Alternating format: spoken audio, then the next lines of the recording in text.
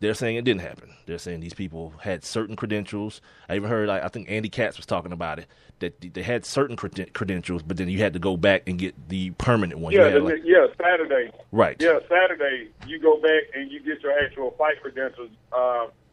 Wednesday through Friday, basically, you have like a rectangle shape that goes across a credential, and then you get the big one that has all the stuff on the front of it. The long one, you get that on Saturday. So yeah. Okay, so that's a difference. Michelle Beadle, who is very, very, like, getting to me on this whole annoying thing. Like, she's getting real annoying to me when it comes to, and I don't know how, like, maybe a victim of domestic abuse feels about her trying to be the representative of the cause. But she's the same one who was like, when Stephen A. Smith made the comments that he made about his mom and his aunt, saying that, women, he's told his mom and his sisters and his aunts, the women who raised him, to not put themselves in precarious situations. Sounds like sound advice from anybody. But then she got her panties in the wad and said, oh, so basically what you're saying is women ask for their ass whoopings. Yeah, because that's what he said. This guy got suspended. He was made to read this ridiculous apology saying that was the biggest mistake of his entire career. She blasted him on Twitter, and she didn't even get in trouble. All that foolishness. So that's where she's at. So then the Mayweather thing comes up, and she's she's on that mountain again, screaming from the top of that mountain again. Woman beater. All right, fine. Cool, whatever your thing is. But then this thing happens this weekend with the credentials. And then Tim Daniels of, I think this is Bleacher Report that I'm looking at here. For whatever reason, when I clip these articles, yeah, it says Bleacher Report right there. All right. So his name is Tim Daniels, and he writes this article, and the title of it is Michelle Beadle discusses Floyd Mayweather, WWE, and domestic violence. And it goes back into the history of why there's this kind of, I don't want to call it a feud, but there's this thing with her and Floyd. And basically what happened was at the ESPY Awards in 2014, she was big upping Floyd. She was big upping his lifestyle and all this kind of stuff. And then people who shouldn't be allowed to affect who you are affected who she was. People on Twitter and, was getting on her about how dare you support Floyd Mayweather and blah, blah, blah, blah, blah. So then she hits this whole thing about I did the research. Here's her quote. I did the research. I learned of the accusations because you cover sports and you didn't know anything about them. Okay, I'll believe that. Anyway, back to the quote. Quote, I did the research. I learned of the accusations, the convictions, the abuse committed in front of his own children, and the way the judicial system made a mockery of those women, putting the Las Vegas money tree ahead of doing the right thing.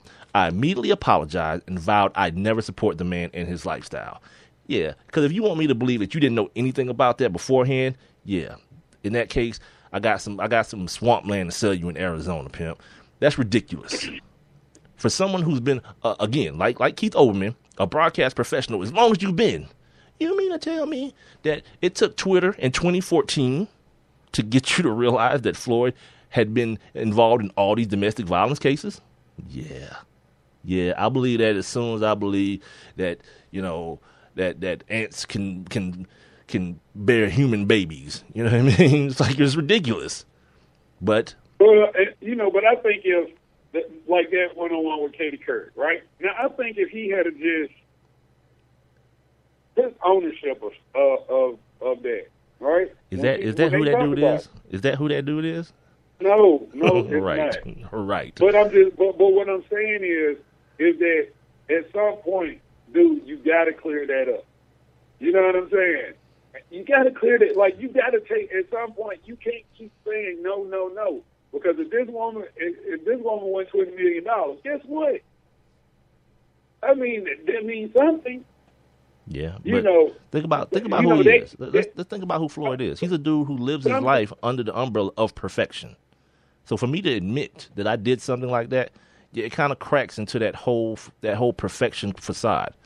The whole 48-0, I'm unbeatable, I'm better than, guys in the past and all this kind of stuff. Yeah, he's I always look at it as though he's a guy who don't even live on the same planet as I live on.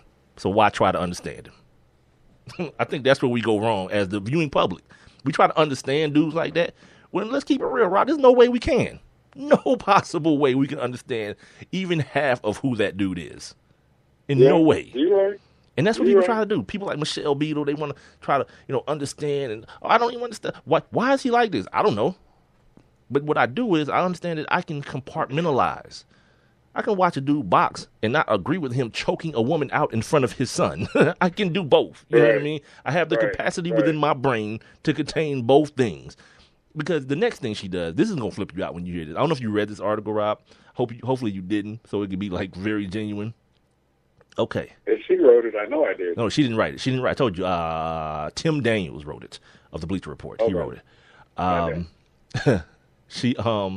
She actually publicly severed her ties with the WWE. Right. Oh, I did know that, though. And here's why. Because Triple H congratulated Yeah. Floyd. That's it. He just sent him a congratulations on the win. So because of that, here's this quote. Triple H has over 2 million followers. He's one of the faces of the company that depends on a healthy public image. I realize that he doesn't speak for everyone, but does he realize that when he shows support to a convicted batterer, friend or not, it can effectively damage so much goodwill that the company is admittedly doing. It's hard to sell a message of anti-bullying while slapping the ultimate bully on his back. I was a big fan, but it's time to use my voice. Here's what I'm going to say 2 words to everybody right now, right? About her being a fan before this weekend. Chris Benoit. And I'm done. Drop mic, I'm out of here. If you want to talk about domestic violence, this dude killed everyone in his house, including himself. Yeah. But she was a fan after that. Man, this bra about to make me cuss, dude. I'm serious. I'm dead serious about that too.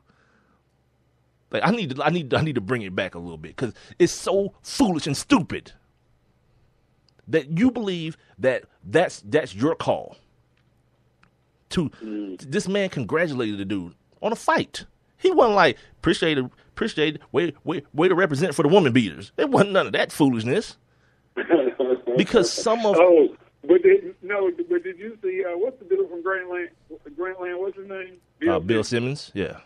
Yeah, said that there was somebody sitting behind him, and he kept saying, "Whip his ass, champ.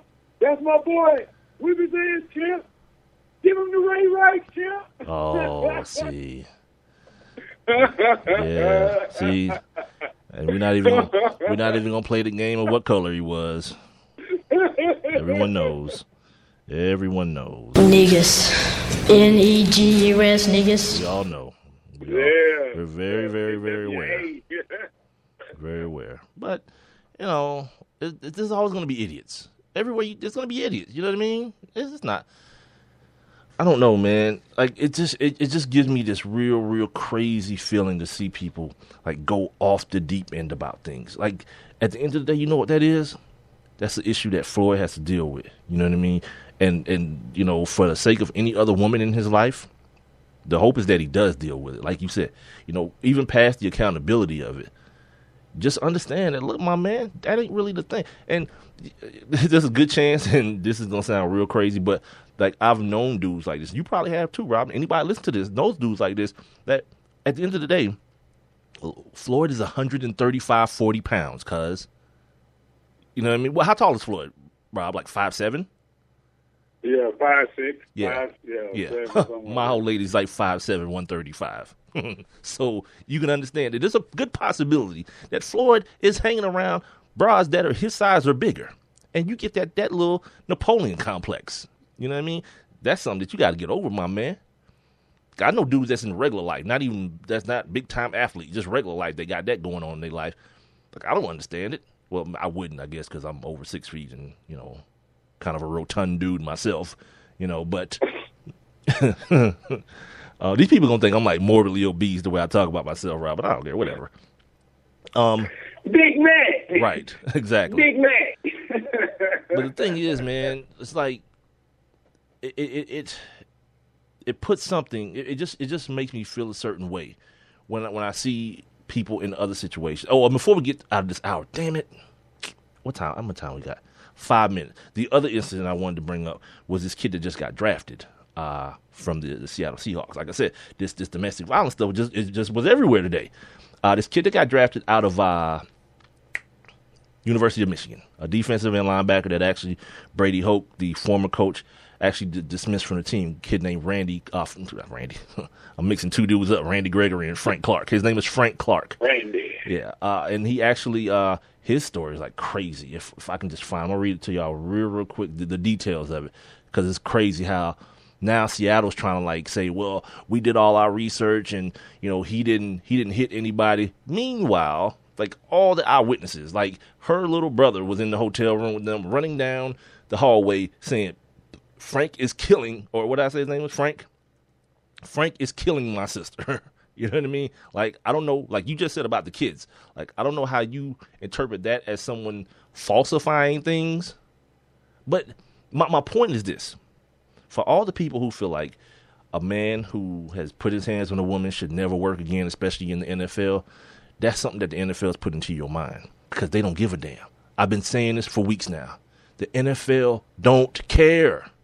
They don't care nothing about you bros getting beat on. They don't. But the commercial says the NFL cares. You're right. It does, doesn't it? It does. Yes. Yeah. It says we care. They care when people make a fuss over a video, but they don't care about a dude who killed his old lady in the room next to his baby, then drove to work and killed himself in front of his bosses. That's the only way I can interpret that, because you didn't have no commercials after that happened. Oh, okay. Maybe it's just me. Yeah, the NFL don't give a damn. And it's time to just drop the facade, man. Like, there's a reason they drafted this kid. And he, what's his name, Schneider, the GM of the Seahawks. He even said it. Like, I don't know if he said it purposely, but in his quote, he talks about how there were no more pass rushers left and we had to have one. You know what I mean? Like, just take that part out. That's the real reason. Damn all this stuff about, yeah, we did our research and blah, blah, blah, blah, blah. We found, because the problem that arose, the bigger problem, I should say, or one of the problems, was the fact that last year you come out and you make these big statements that we'll never, if you put your hands on a woman, you won't play on this team. Uh-oh. Until you need a pass rusher. You know what I mean? Until that happens. It's like, oh, God, what did we say? That's bad. You can't do that. You can't now put yourself in that corner. Now you draft this kid who is very obvious to me. You know, when you read I don't have time to do it right now, but when you read the police report and the witness statements, yeah, it's very obvious to me. The people next door are like, yeah, it sounds like somebody's head is getting bashed against the wall. It's what the report was. Yeah. The girl had like scratches on her face and on her neck, and she'd been roughed up. Like, she didn't just fall like off the bed or nothing like that. That ain't what happened. Like, somebody did something to her.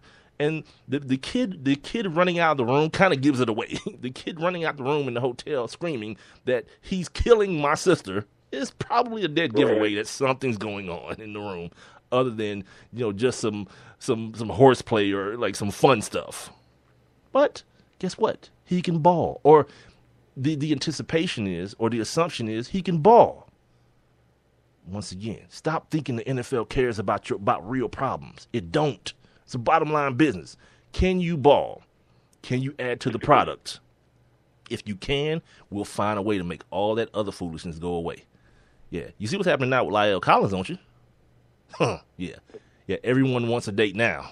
This dude ain't really been officially cleared, by the way. Investigation just started. Right. But Cass is like, guess what? First round talent. We can get him as an unsigned free agent.